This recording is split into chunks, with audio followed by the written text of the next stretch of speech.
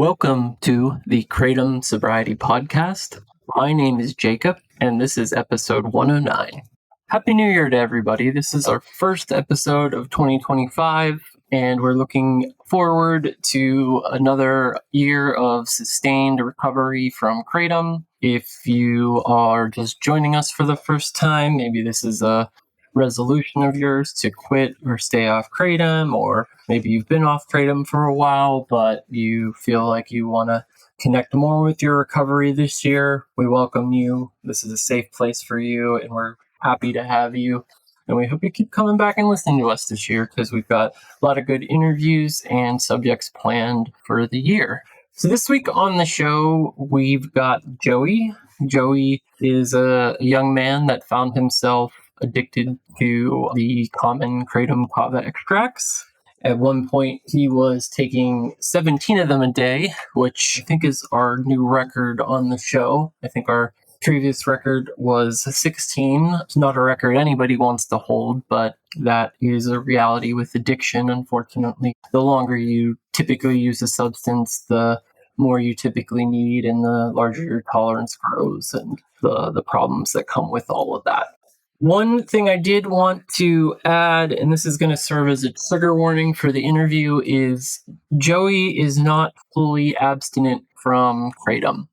He had 80 or so days off of the feel-free extracts at the time of our recording of his interview, but he has and he is using kratom powder, usually consumed at a kava bar. We typically are committed and only air interviews from people that have been 100% abstinent from kratom, but we decided to move forward with this interview because we do feel that harm reduction is a legitimate strategy. 100% absence from feel-free is still a big achievement and something to be celebrated, and his story is going to resonate, I think, with a lot of our guests that have been through this and have gone through the ringer with kratom addiction and extract addiction. So just wanted to provide that trigger warning for you. If you're not in a space where you feel like that's an interview you want to listen to, go ahead and skip it, but did want to just provide that context. Also wanted to just provide our perspective on the Kratom Sobriety Podcast, our collective experience, that of most of the kratom addicts we've interviewed and that we talk to in the community, is that 100% kratom abstinence is the way to go from our perspective. It eliminates those slippery slope risks that come with trying to moderate. And I know for a lot of addicts, trying to moderate is pure torture. I will go back to my drinking days because to be honest, I never even bothered or tried to moderate kratom because it just never worked. For me, it was immediately back into the ringer every time I relapsed. But with alcohol, I did try that, maybe had success for a few weeks or a month or whatever, but it always ended up right back in the middle of it. So I do wish Joey success. Interested to check in with him maybe in a few months or a year and see how he's doing, and would love to have him back on and understand if his strategy has worked. And I wish him success, and I really hope it does, and that he can continue to live a rewarding life and not get sucked back into what is feel-free addiction. So with that, the only other thing I really wanted to touch on in today's interview is just, I know with the new year typically brings resolutions. If I had to guess, I'd suspect we've got some listeners here that have a resolution to quit kratom, or maybe you gave up kratom at the start of the new year and you're in the thick of it right now with your withdrawals. Just want to welcome you and say, we're here from you, we're here to support you, and we're so excited to have you. It gets so much better on the other side. So if you're tapering, or you quit cold turkey, or you've been off kratom for a while and you're recommitted to recovery, and you want to start the year off by diving back into resources like this podcast or meetings, that's awesome. Keep up the good work. And I wish everybody sustained success if you're in long-term recovery from kratom, or new success, continued success for those of us that may have just gotten off of kratom. And for those just starting, welcome. This is a journey that's not easy, but I will say that it is so rewarding and it's so much better to be on the other side of the hell that is active kratom addiction. So with that, I think we'll get on to the interview. Again, we wish you all a happy new year. We hope you keep coming back and we'll be here for you throughout the year. Take care.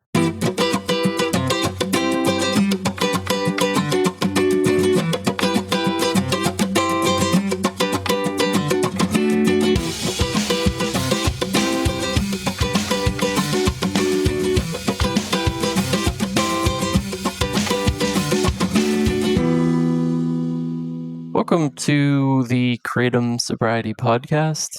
This is Jacob. This week on the podcast, our guest is Joey. Joey, how are you doing today? Doing good, man. How about yourself? I'm doing good as well. Thanks for asking. Joey, how would you like to introduce yourself to our audience? Things like your age, profession, where you live, anything you want to share about family dynamics or anything like that? Yeah, absolutely. So I live in Long Island, New York. I am 25 years old, and I am a fisherman by trade. I work on fishing boats in the summer months, and I just do odd jobs in my winter months, handyman stuff, bartend, that kind of thing. That's pretty cool. Is there anything specific you fish for? Really depends on the season. Our biggest thing is striped bass. Oh yeah, those do the run in the fall, if I remember correctly, on the East Coast. Yep, you get them twice a year, spring and fall. It's cool. Yeah, we haven't had anybody that has that profession on the podcast before, so it's cool. What do you like to do for fun when you're not fishing or working? Any hobbies? I like to fish, believe it or not. Yeah, so I'm in the right line of work, right? Yeah, that's great that you can do what you love. I like to work out too. I used to be really big into fitness, but slowly easing my way back into it. And then besides that, I just like to sleep. Who doesn't, right? Yeah, who doesn't? I like to sleep as well. Well, that's cool. We could talk about all the fun stuff, but why don't you tell us a little bit why you're here? When did you first encounter kratom, and how did you come to first try it or learn about it? I was managing a meal prep company, the health and wellness kind of thing. Yeah. So some of the owners, they actually took me out down to a kava bar, a kava and kratom bar. So, I started going there and started drinking, the teas, and those weren't as strong as some of the extracts that are out there. So I stuck with the teas. And then like anything else in life, you keep drinking stuff. You want a little more kick. It's like drinking beer for a little bit, then you want to switch to liquor. And that's how I'd always describe it. Once I was like, okay, the teas aren't really doing anything. I'm getting sick from them. I was like, let me switch to some extract. So that was the beginning of my downfall. And that was about 2 years ago, I think. Okay. So you started at the Kava Kratom bar, ended up on the extract. I've heard that kind of story before, unfortunately. Do you have any history of substance abuse or anything like that? Yeah, in high school, I was doing what young kids do and experimenting in my senior year, and I got hooked on painkillers and Xanax. Those are my two big ones, and it took me 2 years to get off those completely. And then I was like, oh, I'm never going to fall into this addiction trap again. I know what it is. I know what to expect. I know what life is, Yeah. Something that's supposed to be health and wellness. It gets you. Yeah. Since you have that experience with the painkillers, when you first tried kratom, did you obviously notice a similar sensation? Is that what kind of got you really hooked on it, or what you think kind of led you to start your addiction? Not until I tried the extracts. Okay. With the teas and stuff, it just kind of made me feel a little euphoric and made some of my pain go away, but I wasn't high, I should say. I wasn't like, oh, this is messing me up. But I started drinking just a kratom extract at a point. The first couple times I drank those, I was like, oh, wow, this is like a Percocet. Yeah, I had that similar experience when I first tried one of those after using powder for a few months beforehand. How did that progression look like your first time at the kratom bar? Did you kind of go back a few times over a couple of months or a couple of weeks, and then from there you tried an extract a few months later, or what was that usage progression like? So I would say it was about 6 months of just drinking teas. And then the kava bar started offering extracts into your straw. When you get a kratom tea, it was a kratom extract through the straw, so you get a little extra kick. Oh, wow. I've never been to a kratom bar. They don't really have them in New England where I live. Personally, listen, I think they're great. If you have alcohol issues and stuff like that, it gives you that vibe without Yeah. drinking, you know? And I never had a problem with kava. I was never addicted to kava. It was always the kratom that was the issue for Yeah. me. So I think if you want that social environment and you could refrain from using kratom, then they're great. Yeah. Go out with your friends, play some games, kind of like a dive bar scene, not a club. I'll still go there sometimes and just hang out just to get that social, recharge my social batteries, you know? Yeah, it's good to get around people. Okay, so a few months in, you get the extract shot in the straw. And from there, was it like, oh, wow, immediately you found yourself going back like the next day, or did it Yeah, kind then of... it turned into every day. And then they started Okay. selling growlers, which was a half gallon. You know, those tea growlers? Yeah, you remember from when I used to drink beer, the growlers. Yeah, like the moonshine bottles. Yeah. Yeah, yeah. So I started filling those up every day, and this is getting too expensive. And I was friends with everybody there because I was going there so much. So they were like, "Oh, why don't you try an extract?" Yeah, bigger bang for your buck. Yep, and it was like $8, and I was like, "Okay, sure, I'll try one of these." Next thing you know, I'm going there every day. I have insane back pain now that isn't going away unless I take kratom or do something like that. Mm-hmm. And it was right after on the boat we just moved our fuel tanks. And these things were like, I don't know, probably 2,000 pounds. And so I like lifted it so wrong. I pushed it so wrong. So I thought my back got messed up from that. But, you know, it turns out it was just not taking kratom. Yeah, I've been there before. When you're in the thick of it, you feel like you got a physical ailment, but it's actually just the withdrawals from the substance trying to get out of your body. It's so amazing what substances could do to you. You know, really just take you for a spin. So when did you kind of first realize that kratom became a problem, and what had made you decide, oh man, I gotta quit this stuff. I gotta get off this stuff. So I would say it wasn't until I started those blue bottles. Okay, so you progressed to finding some outside of the kratom bar at a store. Okay. Yeah, got the gas station. And I think over this past summer, it was a realization for me because I was dating this girl. And like I said, I was really big into fitness. I was almost 210 pounds. I was going to bodybuild. I was going to do all that. Oh, wow. And then by my birthday in July, I hopped on the scale and I was 135 pounds. Wait, what? 210 to 135? That's crazy. Yeah. I lost so much weight because I wasn't eating because I wanted to get more messed up. And I actually fainted out in the Hamptons of Long Island in a smoke shop buying Feel Freeze. Oh, wow. Because I tore both my shoulder blade muscles and it hurt to breathe. And so my body's trauma response was just stop breathing. You know, and I didn't know I pulled my muscles because of the blue bottles. You know, it was blocking that pain. Yeah. So I remember I woke up to EMTs trying to intubate me. And then, you know, I went to the hospital and then progressed through doctor's appointments from there and everything. And they were just saying more or less that your body's extremely dehydrated. You know, I had the alligator skin going on. And I think I was drinking about 17 a day. Oh my God. Yeah. So I was spending $170 a day on this stuff. I started to taper down because I was bedridden for 2 weeks. So I started to taper down off of them while I was home. And then as soon as I was up on my feet, I started going again. All right. So that was July. Yeah. And you started to taper. And how long was the hospital to the starting to taper to when you were able to like get back on your feet? About 2.5 weeks. So I got down to 1 a day. Okay. So when I got back on my feet, for me, in my mind, my addict brain, it was like, oh, that was a nice little tea break, a nice little tolerance break. So now you can go back and feel it again how you used to. So that's exactly what happened. I think within a week, I was drinking 10 a day again. So it was right back where you were, Yep. well, almost. But anyways, 10, 17, it really doesn't matter at that point. Yeah, right. Anything over 10, anything over 1's like, oh my God.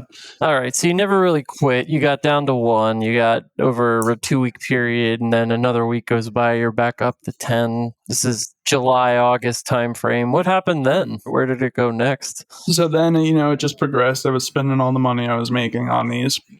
Yep. And I still live at home. And I do have a great support system with my sister, my mom, my family, my roommate, for example. You know, so it got to the point where I started to ask them for money.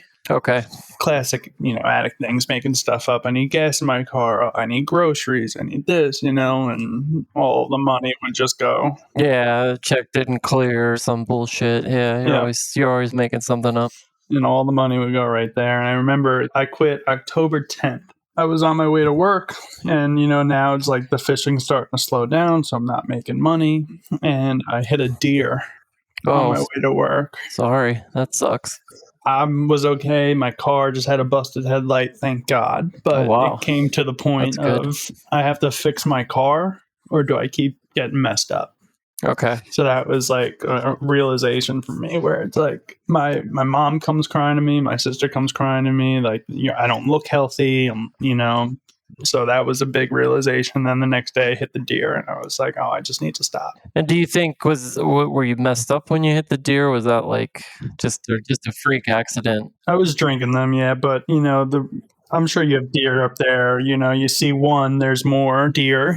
So I'm watching the left side of the road, and a little one just ran out. I was like, oh God. But even when the cop came in to, file the accident report, he made me do a field sobriety test. This is at like 6 a.m. He's like, you like drinking? And I was like, no. He's like, you mind doing one?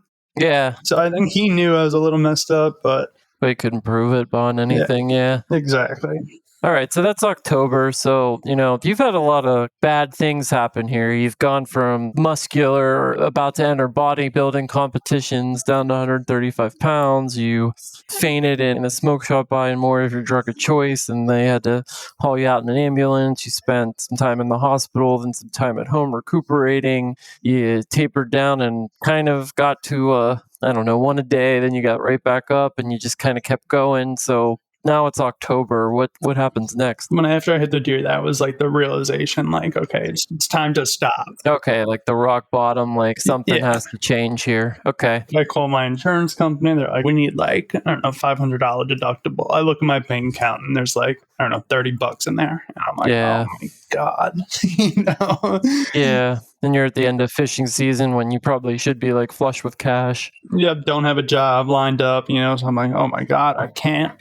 I need to stop. And I remember that day I drank, that last day I was using the blue bottles. I drank, I think 11 or 12. Then I just had to stop. Like, that was it. Okay. Well, what was that like? The withdrawals or? Yeah. Well, all of it, what was going through your mind, and then what was the experience like? I think once you start to withdraw, once it's been long enough since your last dose, you kind of get level-headed. Mm-hmm. And you're like, okay, I'm messing up really bad. That's kind of what happened with me. I was like, wow, I'm really starting to mess this up, and I'm messing up relationships and my family relationships and stuff. So I just need to just pull the trigger on this and stop. Yeah, you're not high anymore, but you're not withdrawing anyways. You're kind of like lucid. You're basically like, okay, this is stupid. Yeah, like I should have thousands of dollars at the end of fishing season. I should be able to move to Florida and go fish or go wherever I want, but it wasn't the case. I did the math on it. I think I spent over $30,000 on it last year. Wow. Yeah, I've been there too. So I know what that's like. Okay, so you have that realization, then you start getting sick. Then what happened? I went to resources on Reddit, and then I got invited to a group chat on WhatsApp. And those people are great in there. I owe my life to those people because, feeling like you're a failure because something from a gas station got you, that was like, how could this happen to me? But then you meet these people and you're like, oh, I'm not alone.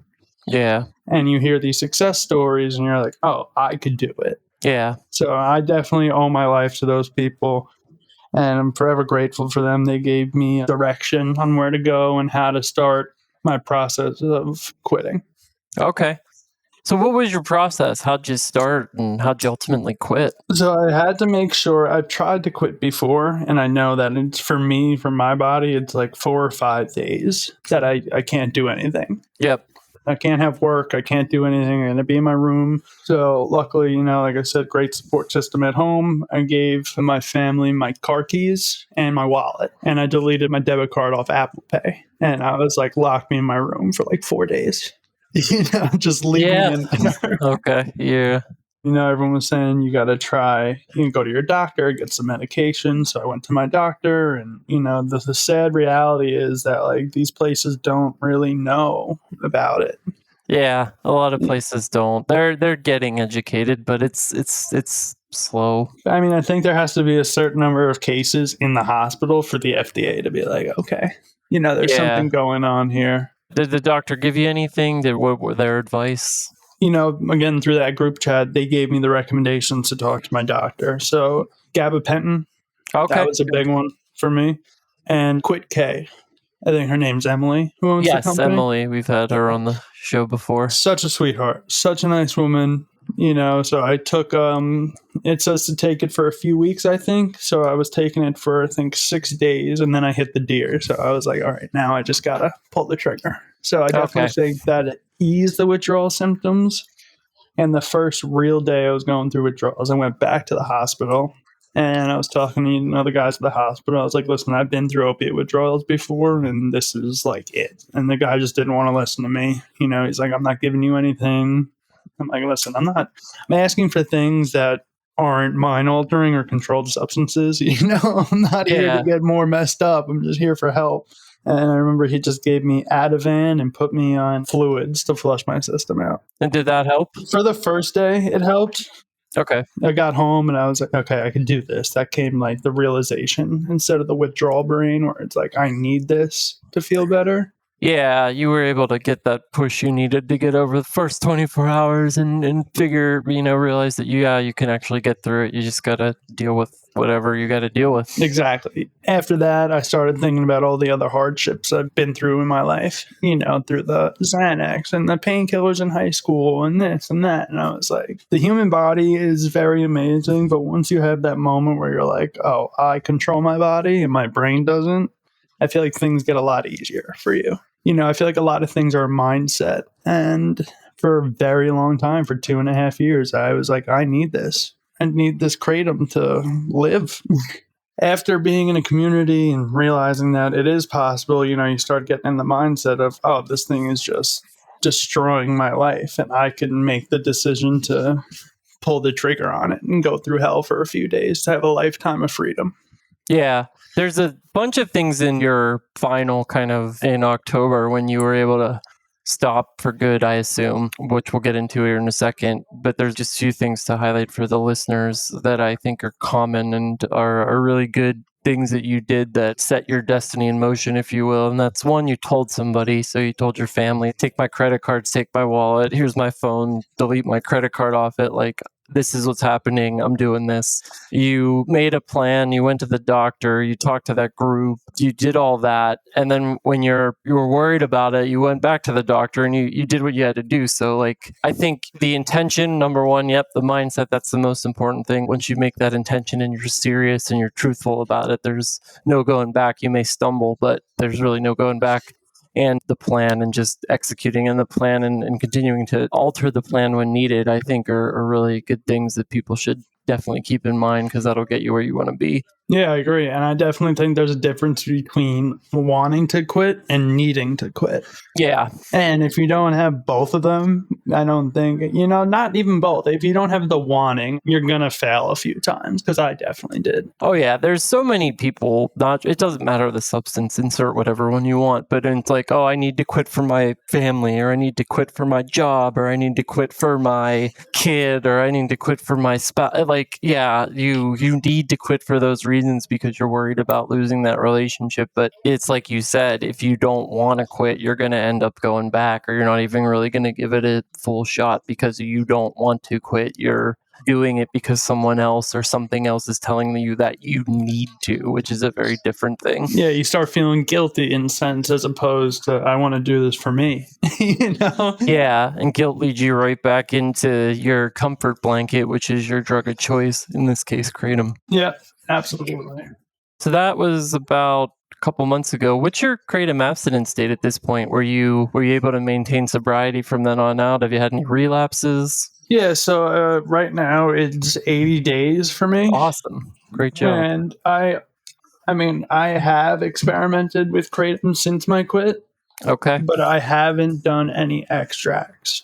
If I do a long week, I'm like, instead of drinking a beer and going to the bars with my friends, because, alcohol is an issue for me too. It's 100% every time I drink, so Yeah. I save that for special occasions. So the blue bottles were really my big issue, and extracts were. So I feel as long as I stay away from those, I'm okay. So it's been 80 days without any extracts. And I went 65 days without any kratom or any kava. Okay, so a full 65 days, no kratom, no kava, 80 days completely off the extracts with no plans to go back to them. Yeah, exactly. Are you doing any other kind of support or anything for recovery? You have any plans to stay on that, or what's your kind of plan moving forward? Sounds like you're going to try to moderate. I'm still in that group chat of the fantastic people. So every time we get an urge for an extract or something, I just hop in there and talk to them. When I was going through my withdrawals, I recorded myself. Okay. So every time I get an urge, I look back at that and I'm like, do you really want to go through this again? I'm like, Yeah. I'm good. And I think the last time I had a kratom tea was probably 2.5 weeks ago, maybe 3 weeks ago was the last time I drank a tea. Okay. Yeah, it's not like I need it. If my friends want to go out and do something, we just go do that. But most of the time, we just hang home and play video games. And I was lucky. One of my best friends, I shouldn't say lucky, but he also got hooked on the blue bottles. So it's kind of like we're in this together kind of thing. So every time we hang out, we hold each other accountable and kind of see where we're at mentally with everything. So it's good to have somebody close to me that understands what this is. Yeah, it's definitely good to have somebody that understands what it is for sure, because it can be a lonely path, and the more support you have, just the more likely you are to be successful, obviously. That's good that you've got some company there. I think that's a very big thing in a successful quit is your support system. Oh yeah, definitely. Yeah. I think that's super critical. Community, right? A lot of people, I would be included in this, would say like addiction is usually the lack of community, and when you have a community, you're much more likely to be healthy and not addicted. Even as something as simple as posting on Reddit. When I started posting my quit on Reddit, it was like, I don't know these people. I don't know these people from a hole in the wall, but now I feel like I'm a model for what can be for them. So I can't let them down. I kind of transform my perspective into that. Yeah. What's your kind of top tip for someone that would find himself in a similar situation that's, maybe hooked on the blue bottles or extracts and is trying to quit? What would you advise them to do? I would say initially take a step back and look at what you've lost over your addiction. However long it may be, whether it's 6 months, a few years, just take a step back and really look at what you've lost.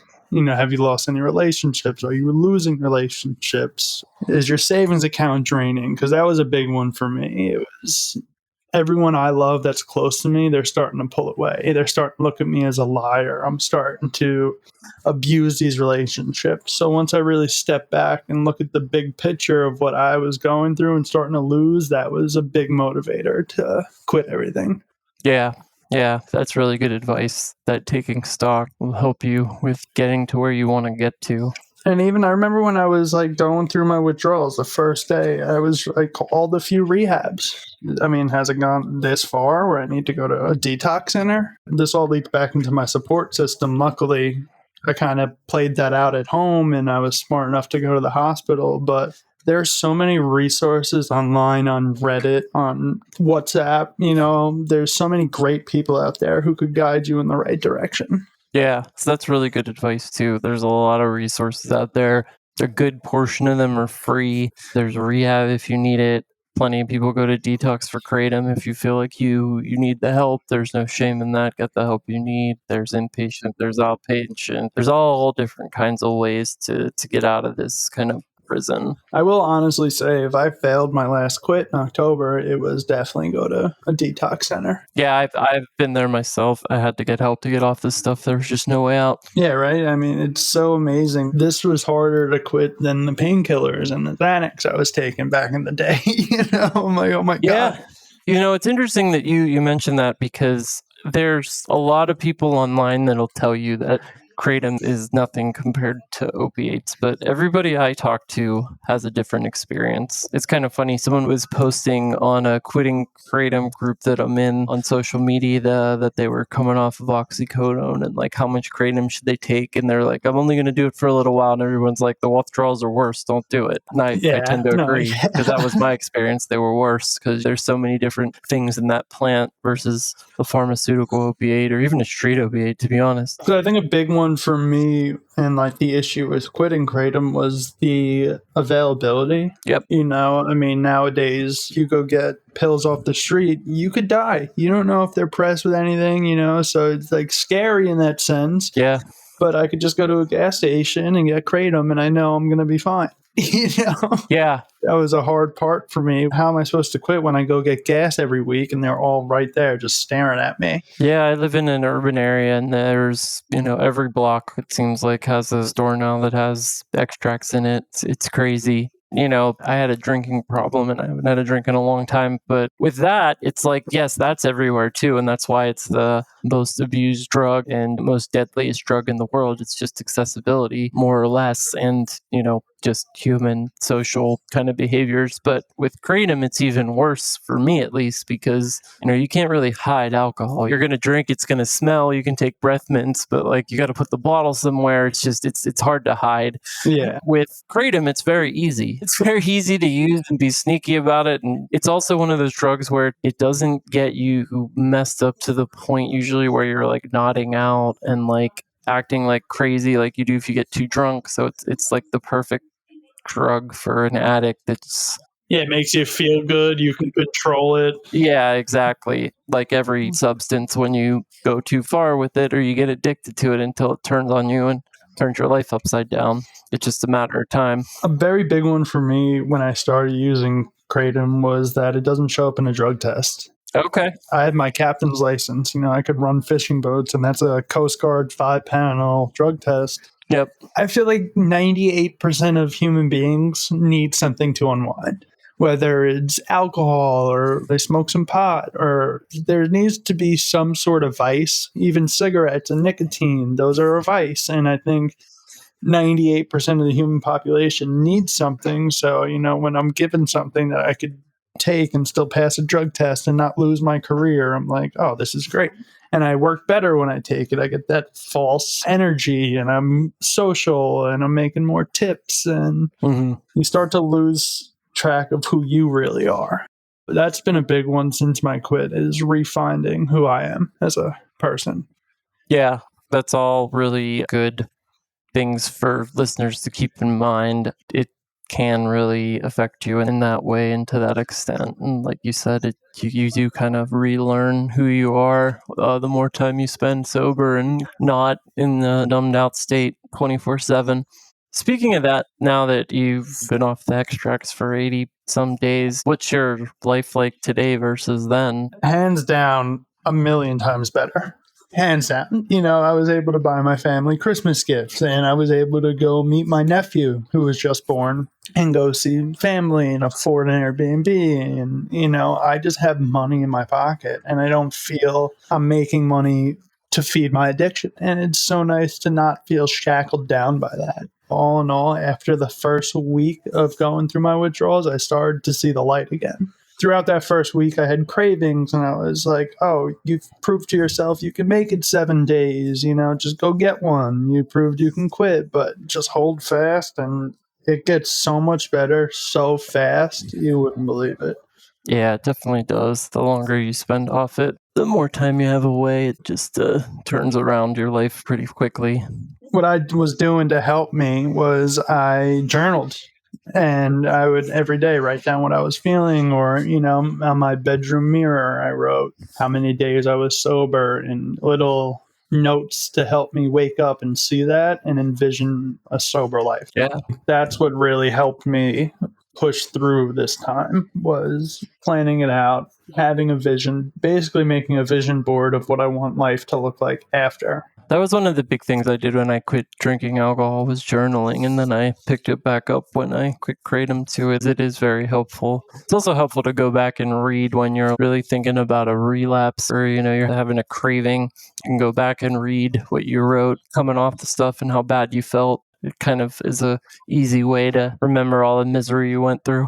Yeah, remember to steer clear. And I find myself some days, battling with the mindset of like, I've made it 80 days without an extract. So I proved to myself that I could quit. And like, should I go get one? And like, I still have those little mental battles, but that leads back into the first time I tried one. One turns into 18, Yeah, I know exactly what you mean. I mean, I haven't had any kratom in almost 2 years now, and I still, from time to time, think about it. It's just one of those things you're never gonna forget the substances you've done. They get a little fuzzier as time goes on, but the memory's a hard thing to change. And you know what? I'd rather have the memory of it than the actual thing.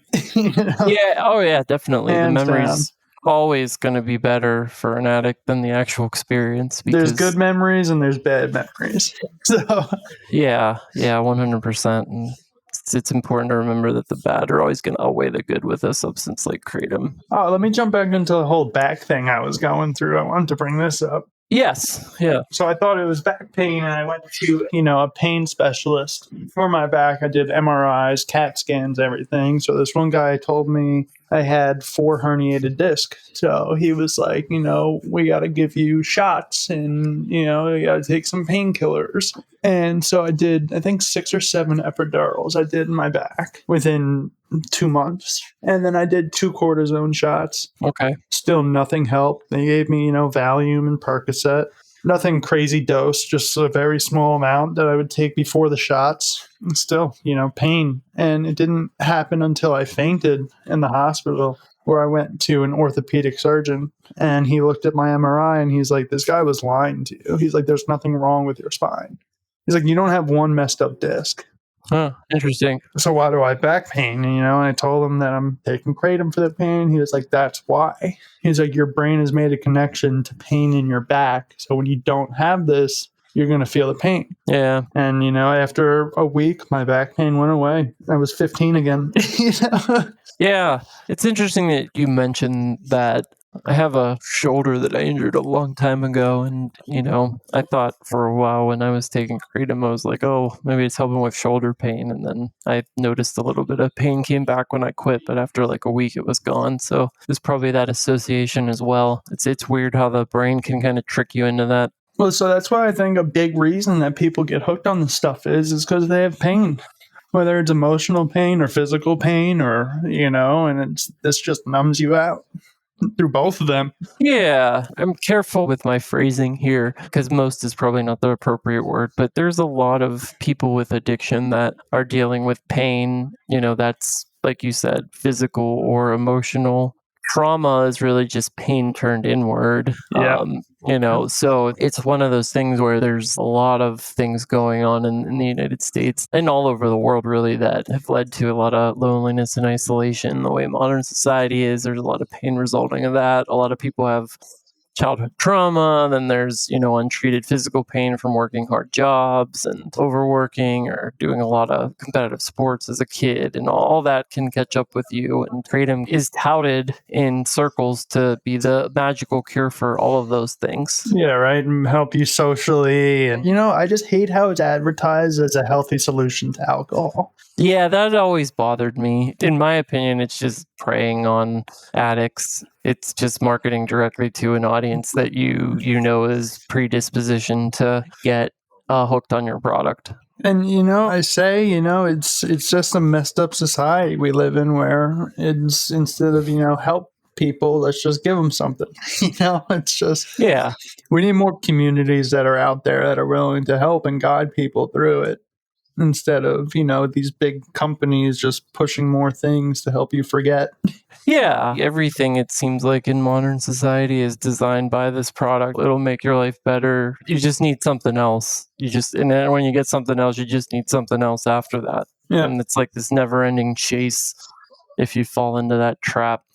So I don't know what's going on up in New England where you live, but in New York City, I know that they shut down all the kratom bars in New York City. Yes, it's mostly at the local and city level. There's some places that have enacted bans and closed things down. There really aren't kratom-kava bars up here, so I'm not aware of any in the area I live in. Probably would have found them, but but yeah, I did hear that. I also think there's not a lot of deaths because deaths are still pretty rare with kratom, but there's been some significant amount of deaths and wrongful death lawsuits, and there's a lot of people that are starting to wisen up. I think a lot more people, 2 years ago when the podcast started, like hardly anybody knew what kratom was, and still hardly anybody knows what it is, but it's millions more people than back then. And I think as time goes on, it's just impossible to sell this substance without the addiction that comes with it, because it's a partial opiate agonist at the end of the day, and anything that works on those receptors is going to cause a certain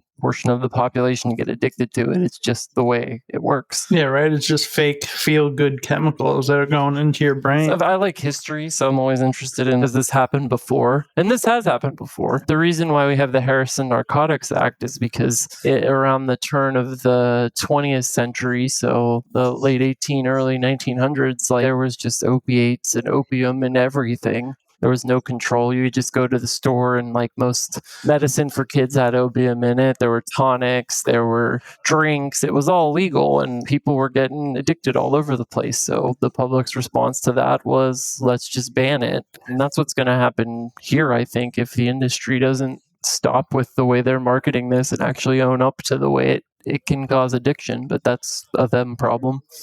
Yeah, that's the track I see it going. It's kind of awful because, as horrible as my kratom experience has been, I do think that it could be used for good. I had a buddy who was addicted to heroin and did the Suboxone and then used kratom to get off the subs, and then, eventually just stopped everything.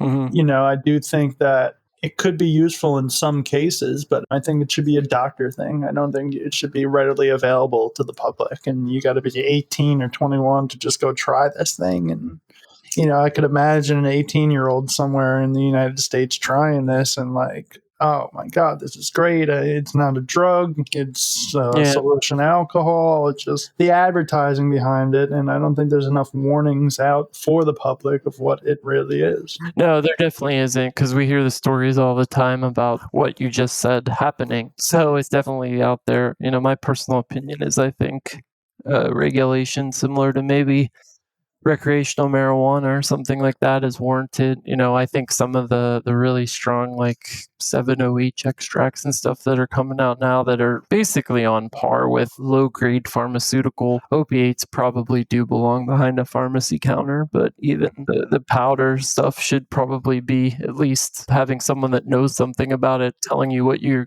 could get into and the potential risks. Well, so that's my case. I didn't find out really the risk until it was too late. You don't start looking into something until you're like, wow, I'm kind of relying on this a lot. What is this? And then you start looking into it. And you're like, oh. Exactly. I think a lot of people too that are, long-term addicts or got into this a couple of years ago, like back then there was hardly any negative info on it. So even if you did your research, what you could find mixed research. So someone predisposed to addiction is going to want to believe the good story that it's a harmless supplement, and the worst case scenario is maybe I'll have a bad night of sleep or something one night while I just get it out of my system. But that's that turns into not 2 months of no sleep, right?